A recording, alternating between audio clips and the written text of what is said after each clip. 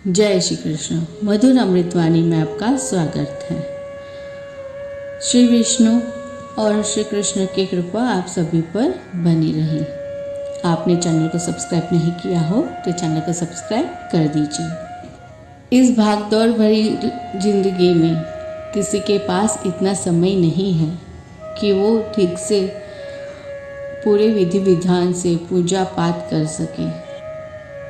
आप अगर पुरुषोत्तम मास का महात्मा का अध्याय कथा भी सुनेंगे तो भी आपको उसका इच्छित फल मिलेगा।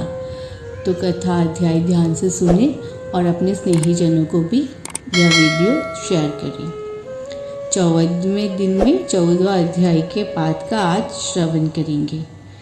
14वें अध्याय में हम वाल्मीकि ऋषि का गंधर्व राजा के वहाँ आना और उनकी दुख का कारण बताना कि वह क्यों दुखी है, किस विचार में वो खोए हुए हैं। यह कथा अध्याय हम शुरू करें इससे पहले हम 13वें अध्याय के बारे में कुछ जानेंगे।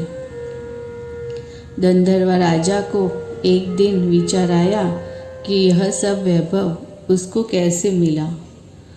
उन्होंने अभी तक कुछ दान तप धर्म कोई होम हवन जैसा कुछ कर्म किया नहीं है।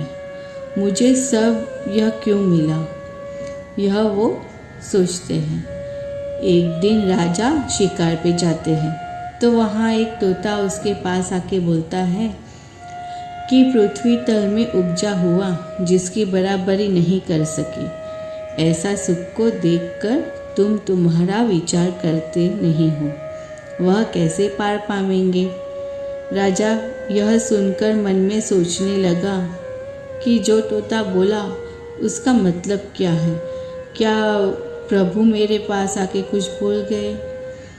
कई दिन इसी सोच में राजा ने कुछ दिन बीत गए।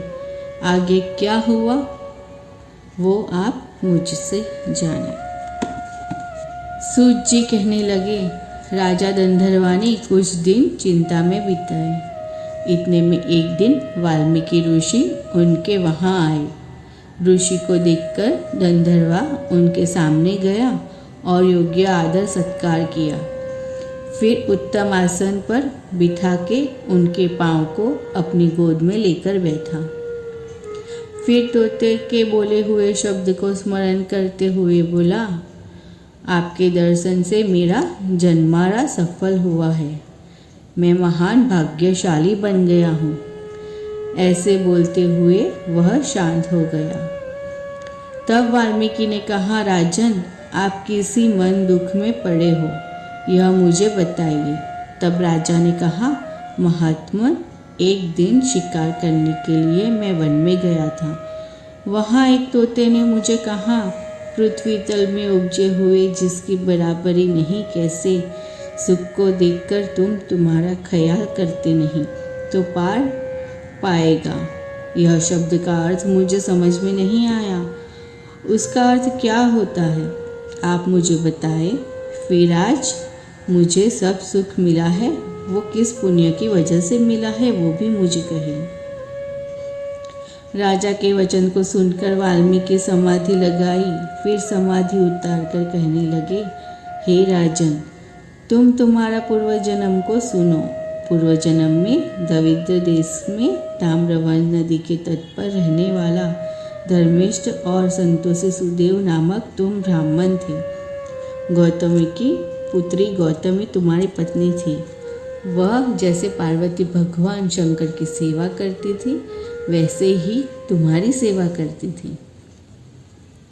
गृहस्थाश्रम भोगते हुए बहुत समय बीत गया, फिर भी तुम्हारे वहाँ संतान हुई नहीं। तब तुम दुखी होते हुए बोले, संसार में पुत्र नहीं है तो कुछ भी नहीं है। तब दान से परलोक में सुख मिलता है, मगर पुत्र के बिना यह मानव जीवन व्यर्थ है। मुझे अब जिंदा रहना भी पसंद नहीं है। पति के दुख भरे शब्द सुनकर गौतमी बोली, हे नाथ आप विद्वान होकर यह क्या कर रहे हो। आप सदाचारी होने से स्वर्ग को जीता है। आप ज्ञानी को पुत्र से क्या सुख मिलने वाला था। पूर्व काल में पुत्र शोक से दुखी होने वाले चित्रकेतु राजा ने नारद एवं अंगिरा ऋषि ने बचाया था। अंग राजा दुष्ट पुत्र से त्रस्त होकर मध्यरात के समय वन में चला गया था। इसलिए हे स्वामी, पुत्र का विचार छोड़ो, इससे आपको सुख के बदले दुख होगा। फिर भी पुत्र की इच्छा हो तो मनोकामना को पूर्ण करने वाले श्री हरि की आराधना शुरू करो, जिनकी आराधना करने से कंधर्व ऋषि को संख्या शास्त्र पूर्वक योगियों के श्रेष्ठ कपिल नामक पुत्र हुआ था।